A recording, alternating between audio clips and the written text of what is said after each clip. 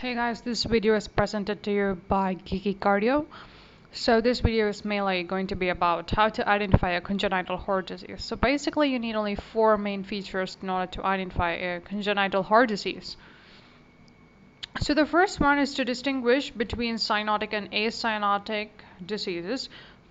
Well, that can be done whenever the child is typically when the child is blue color, we call it cyanotic, but when the child is in red color, we call it acyanotic, meaning there's no cyanosis.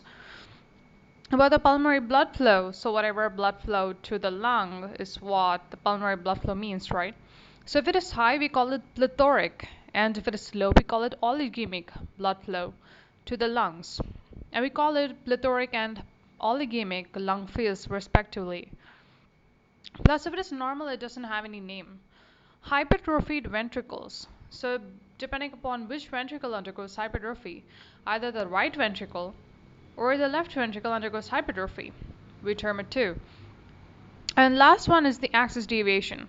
Well, this is my most favorite because left axis deviation occurs in left ventricular hypertrophy, right axis deviation occurs in right ventricular hypertrophy. Well, honestly, this is the basics of the basics video.